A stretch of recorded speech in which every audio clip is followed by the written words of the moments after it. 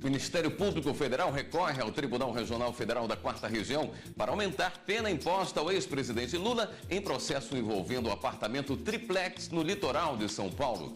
Você vai ver também. Segundo semestre forense de 2017 será aberto amanhã. Uso da focinheira em cães de médio e grande porte é obrigatório em locais públicos em alguns estados. Presidente do STJ, ministra Laurita Vaz, mantém prisão de homem detido por ameaçar contaminar policiais com vírus HIV durante tribunal do júri no interior de São Paulo. Justiça Federal determina multa a bancos que não melhorarem o atendimento ao público no Amazonas. E saiba como os estudantes que se formam em medicina no exterior revalidam o diploma para atuarem no Brasil. Essas e outras notícias agora no Jornal da Justiça.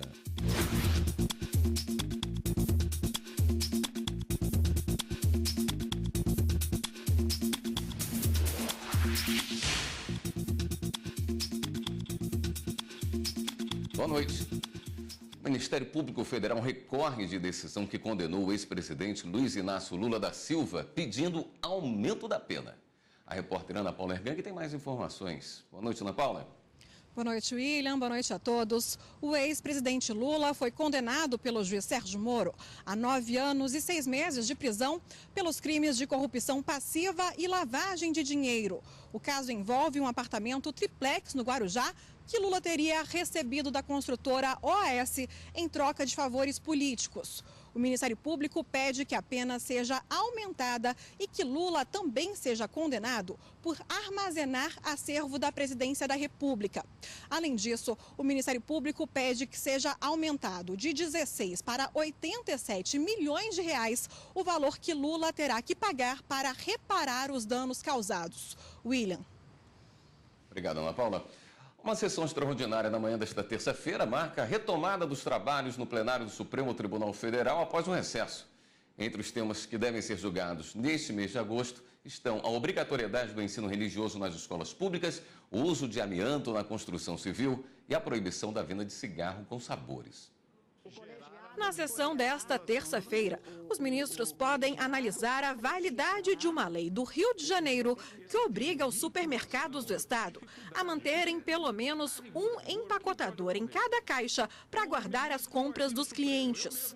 A Confederação Nacional do Comércio pede que a lei seja declarada inconstitucional, alegando que só a União pode legislar sobre direito comercial e do trabalho. No dia 10 de agosto, o plenário pode retomar o julgamento de 4 ações contra leis que proíbem o uso do amianto na construção civil. Até o momento, apenas o ministro Edson Fachin votou, entendendo que a restrição ao uso do produto está amparada na proteção à saúde e ao meio ambiente. A Lei Federal 9.055 estabelece as normas gerais para extração, industrialização, utilização, comercialização e transporte do asbesto, amianto e dos produtos que o contenham, estabelecendo assim um regulamento geral permissivo para a produção e comercialização do amianto, mas não afasta de forma clara a possibilidade de que os estados, no exercício de sua competência concorrente de proteção e defesa da saúde, estabeleçam restrições à produção, ao uso e ao consumo do amianto. O julgamento vai ser retomado com o voto vista do ministro Dias Toffoli. No dia 16 de agosto, o plenário pode voltar a discutir a validade do decreto que regulamenta as terras ocupadas por quilombolas. Em 2012, o relator do caso, o ministro César Peluso, votou pela inconstitucionalidade do decreto, mas defendeu que as comunidades que ocuparam as terras antes de 1988 mantenham os títulos de posse. Modulo, porém, os efeitos dessa declaração em respeito ao princípio da segurança jurídica e aos cidadãos que, de boa fé, confiaram na legislação posta e percorreram o já longo caminho mencionado para obter a titulação de suas terras desde 98, determinando que sejam tais títulos considerados bons, firmes e valiosos, todos aqueles emitidos até esta data. Em 2015, a ministra Rosa Weber votou pela validade do decreto. Entendo que o artigo 68 do ADCT inegavelmente assegura um direito específico e fundado diretamente no texto constitucional. Rememoro o seu teor. Aos remanescentes das comunidades dos quilombos que estejam ocupando suas terras, é reconhecida a propriedade definitiva. Já no próximo dia 17, os ministros podem analisar uma ação que trata da proibição da venda de cigarros com sabor no Brasil. Em 2012, a Anvisa editou uma resolução proibindo a venda de cigarros com aditivos aromáticos, alegando que essas substâncias estimulam a iniciação dos jovens ao fumo. Mas uma liminar da relatora do caso, ministra Rosa Weber, suspendeu a norma até que o plenário decida a questão de forma definitiva. O ensino religioso também está na pauta do plenário no mês de agosto. No dia 23, os ministros podem analisar uma ação em que a Procuradoria-Geral da República pede que, no Brasil, as escolas públicas adotem o ensino não confessional, voltado a conteúdos históricos e filosóficos e não a uma religião específica. Em 2015, o relator do caso, o ministro Luiz Roberto Barroso, realizou uma audiência pública para ouvir a sociedade sobre o tema. No Tribunal Superior do Trabalho e no Superior Tribunal Militar, as sessões plenárias serão retomadas amanhã, 1h30 da tarde. No Superior Tribunal de Justiça, a sessão está marcada para as 2 horas da tarde. No Tribunal Superior Eleitoral, a sessão é às 7 horas da noite. A Justiça Federal do Amazonas determinou que os bancos vão pagar multa no valor de R$10 mil por dia, caso não melhorem os serviços de atendimento aos clientes. A decisão acatou o pedido de liminar apresentado pela Força Tarefa de Defesa do Consumidor, integrada pelo Ministério Público Federal no Estado. O tempo de espera previsto para atendimento bancário em dias normais é de 15 minutos e de 25 minutos nos dias de pagamento de servidores públicos, de acordo com a lei das filas. Mas no Amazonas, esse prazo não estava sendo respeitado. Alguns clientes já tiveram que esperar quase 2 horas para atendimento. Agora, por determinação da Justiça Federal, os bancos da Caixa Econômica Federal, Bradesco e Banco do Brasil terão até 60 dias para melhorar os serviços prestados aos consumidores. Além disso, as agências não poderão recusar saques de até R$5 mil. Antes da intervenção judicial, alguns bancos limitavam a retirada do dinheiro no valor de R$2 mil. Os bancos também foram obrigados pela Justiça a divulgar por 2 meses em veículos de rádio e televisão os motivos que levaram a Justiça a exigir melhoras na prestação dos serviços bancários. Além disso, as instituições estão proibidas de emitir opiniões sobre a decisão. De acordo com a Força Tarefa de Defesa do Consumidor, as irregularidades ocorreram em 35 dos 62 municípios do estado. Ainda segundo a Justiça, o Banco Central, a cada 3 meses, deverá ser intimado para fiscalizar o cumprimento da decisão e vai ter que apresentar relatórios sobre a situação dos serviços bancários em cada município do Amazonas. Para evitar que os bancos não realizem as melhorias, a ação propõe que a Justiça proíba as instituições de fecharem postos de atendimento sob pena de multa de R$500 mil, até que o julgamento do processo seja finalizado. A Justiça ainda vai analisar o pedido da Força Tarefa para que os bancos paguem indenização por danos morais coletivos no valor total de R$700 milhões. O diploma de qualquer estudante formado em curso superior no exterior precisa de reconhecimento no Brasil. É uma condição indispensável para o exercício da profissão. No caso da medicina, o exame é o Revalida. 6 anos e meio de estudos na Bolívia. A médica Rebeca Lima mostra o diploma da Universidade de Aquino, na cidade de Santa Cruz de la Sierra. Ela voltou ao Brasil para exercer a profissão, mas antes teve que passar pelo Revalida, um exame nacional que reconhece o diploma de medicina de instituição de ensino estrangeira. É muito importante pelo nível da qualidade do profissional e tudo isso. Não é querendo discriminar quem estudou fora, porque eu mesmo estudei fora. Mas é muito importante essa avaliação. E não é fácil passar. Em 2016, dos 6.541 inscritos, apenas 27% foram aprovados no exame, que é feito tanto por brasileiros que fizeram curso de medicina lá fora, quanto por estrangeiros que querem exercer a profissão no Brasil. No ano passado, 63% dos que se inscreveram eram de outros países. O Revalida tem provas práticas e teóricas e é realizado no país desde 2011. Foi o primeiro ano em que o exame aconteceu. Na proposta de tentar criar um mecanismo que avaliasse as competências desse profissional, tanto a competência em nível de conhecimento teórico quanto prático. Então, criou-se o exame dividido em 2 etapas, como é até hoje. Vitor também se formou em medicina na Bolívia, mas optou por uma outra forma de reconhecimento. Ele procurou diretamente uma faculdade de Minas Gerais, que adota critérios próprios de análise do diploma. Fazer essas provas é mostrar a sua capacidade e mostrar que o Brasil está trazendo de volta alguém que também não possa trazer nenhum prejuízo, né? Porque é complicado. Tem faculdades boas e ruins fora e eu acho que essa é a melhor maneira de se mostrar a capacidade, né? Numa prova, por várias etapas que você passa, então, né, para você estar liberado para cuidar do próximo aqui no Brasil, eu acho que é bem importante você estar bem avaliado antes de ser liberado, né?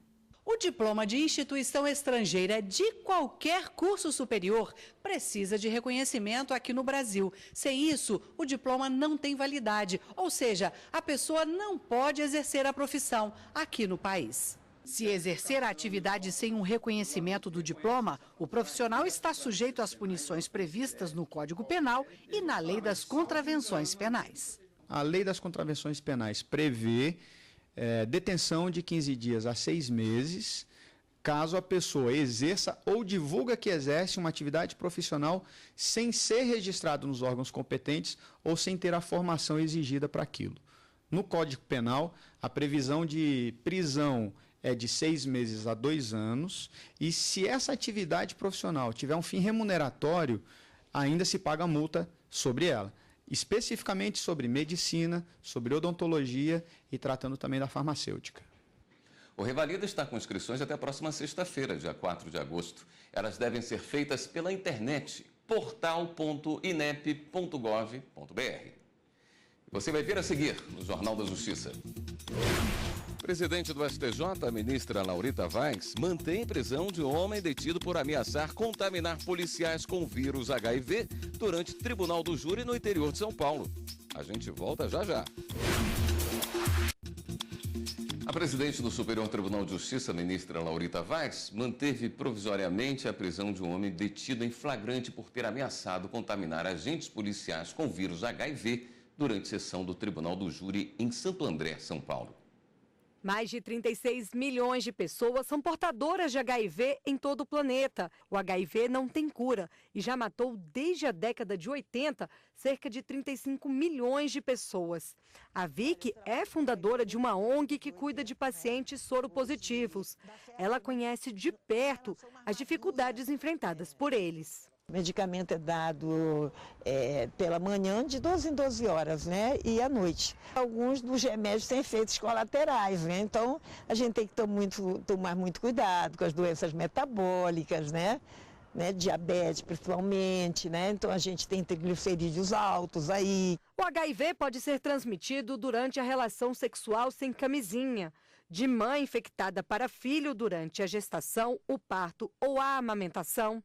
Uso da mesma seringa ou agulha contaminada por mais de uma pessoa, transfusão de sangue contaminado com HIV em instrumentos que furam ou cortam não esterilizados. A gente sabe que HIV não passa no abraço, no beijo, no talher, na toalha, né? O nosso grande problema é o preconceito ainda. Esse é um vírus sem cura.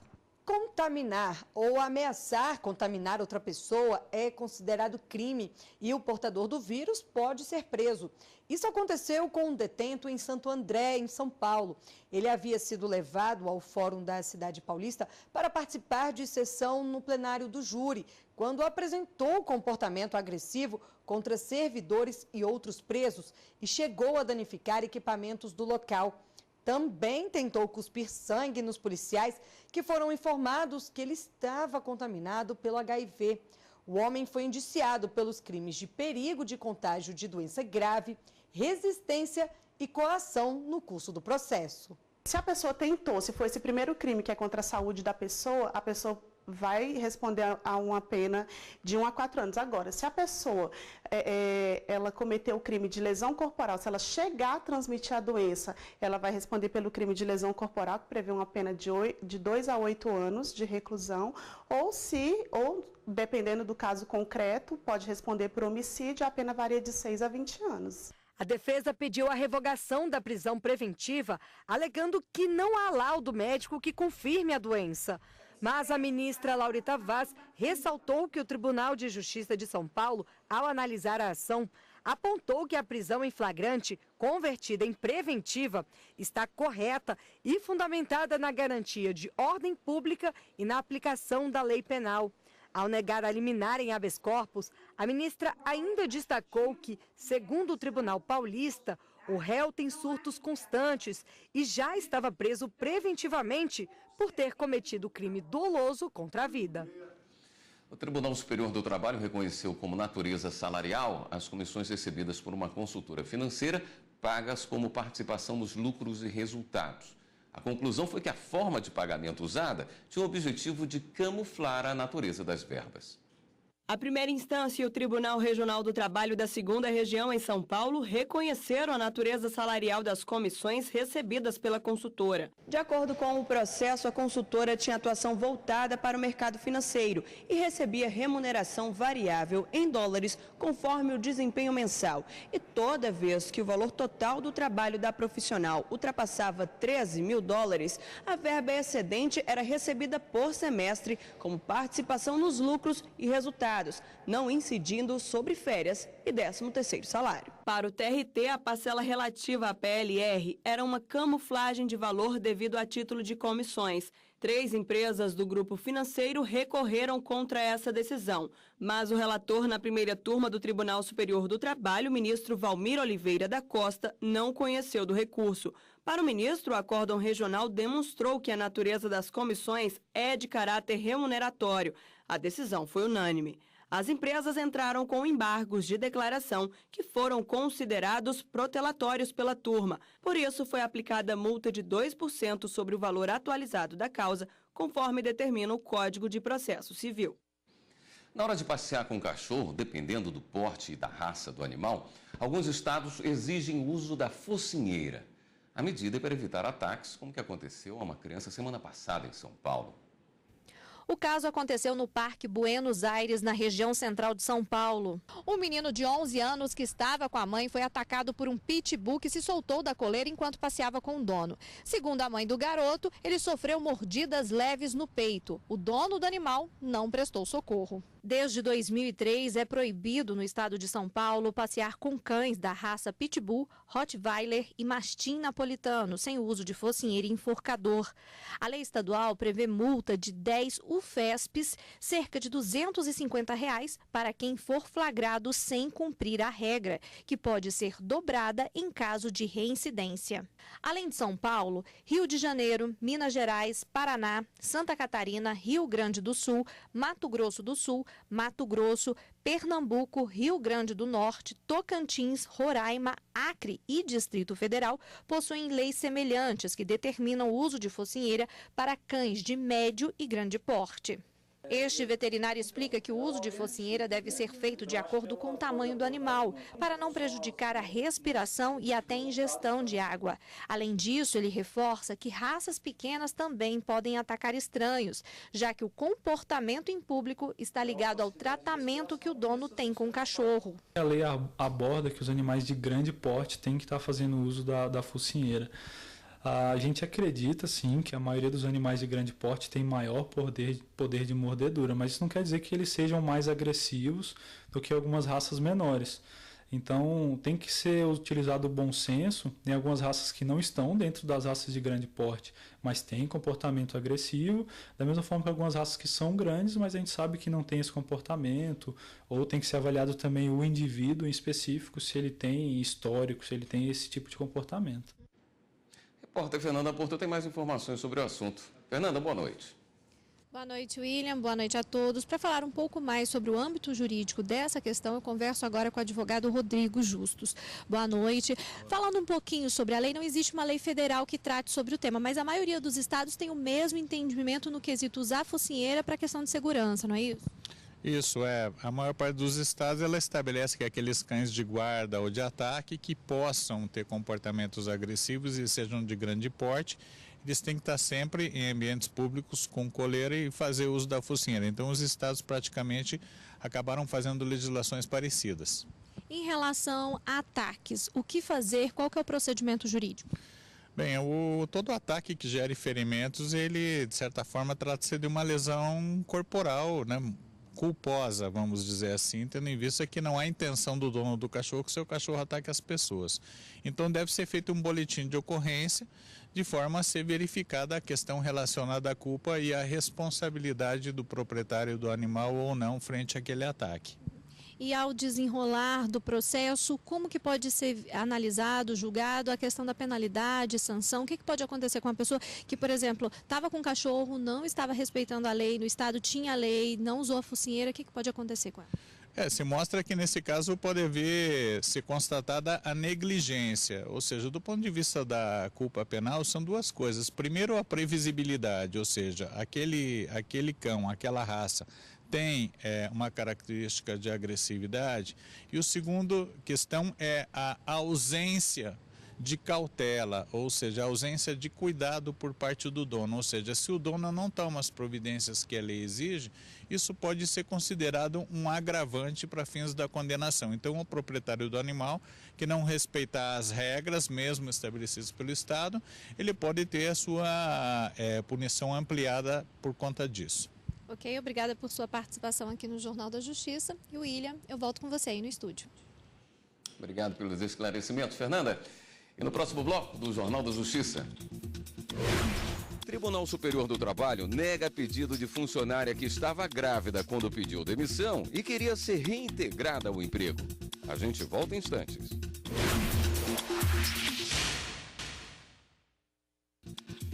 O ex-prefeito da cidade de Araucária, no Paraná, Rui Sérgio Alves de Souza, teve pedido de liberdade negado em caráter liminar pela presidente do Superior Tribunal de Justiça, ministra Laurita Vaz. O ex-prefeito foi preso preventivamente em dezembro de 2016 em uma operação que investiga manipulação de licitações do transporte público no município. Ele é acusado de ter recebido dinheiro de um grupo de empresários para homologar licitações, incorrendo nos crimes de extorsão, associação criminosa e lavagem de dinheiro. A defesa argumentou que a prisão não seria necessária, já que o político não exerce mais o cargo. Afirmou também que vários outros réus no mesmo processo já foram soltos. No STJ, a ministra Laurita Vaz explicou que o caso não se enquadra em nenhuma das hipóteses excepcionais que autorizem a aceitar o pedido da defesa, já que não foi verificado abuso de poder ou ilegalidade manifesta. O mérito do caso ainda será analisado pelo colegiado da 5ª turma do STJ. Uma passadeira de uma lavanderia no Paraná que pediu demissão durante gravidez não vai ser reintegrada ao emprego. A decisão do Tribunal Superior do Trabalho. A passadeira procurou a justiça alegando que trabalhou por 3 meses e foi demitida quando estava grávida de 2 semanas. A trabalhadora pediu, então, a reintegração ao trabalho e garantia ao emprego até 5 meses após o parto e os valores devidos durante o afastamento. Ela ainda afirmou que a rescisão contratual não teria validade, já que não teria sido homologada pelo sindicato. A rede de lavanderias do Paraná afirmou em defesa que contratou a trabalhadora por tempo determinado e que chegou a prorrogar o contrato. Mas após a prorrogação, a empregada teria deixado de comparecer ao trabalho, retornando apenas 2 meses depois, somente para pedir demissão. O Tribunal Regional do Trabalho do Paraná manteve sentença de primeira instância favorável à lavanderia. O regional observou que a demissão partiu da própria empregada e que não havia qualquer indício de coação. No Tribunal Superior do Trabalho, a relatora, ministra Dora Maria da Costa, lembrou que recentemente a 8ª turma havia afirmado posicionamento no sentido de que a exigência sindical para a homologação da rescisão contratual de empregado estável não se aplica à hipótese de estabilidade provisória, que é o caso da empregada gestante. A ministra ainda destacou que, conforme os autos, a rescisão ocorreu por iniciativa da própria empregada. Dessa forma, por unanimidade, os ministros da 8ª turma do TST negaram o recurso da empregada, que queria reintegração à empresa. O Procurador-Geral da República, Rodrigo Janot, voltou a pedir ao Supremo Tribunal Federal a prisão preventiva do senador Aécio Neves ou medidas cautelares, como afastamento do mandato e uso de tornozeleira eletrônica. Ele é acusado pelos crimes de lavagem de dinheiro e obstrução de justiça por recebimento de R$2 milhões. Pedidos anteriores de afastamento e prisão foram rejeitados em decisão monocrática do ministro Marco Aurélio Mello. Caso não seja reconsiderada a decisão, Janot pede que o julgamento seja feito pela primeira turma do STF. Em um século, o brasileiro mais que dobrou a expectativa de vida. Uma das consequências disso é que o número de agressões a idosos também aumentou. A cada 10 ligações ao Disque 100, 8 são para relatar casos de abandono, negligência e maus tratos. Esse é o tema do fórum, amanhã, às 9 horas da manhã. E o Jornal da Justiça fica por aqui. Outras notícias do Judiciário você acompanha amanhã, 1h da tarde, no Jornal da Justiça, primeira edição. Uma boa noite para você e continue aqui na TV Justiça.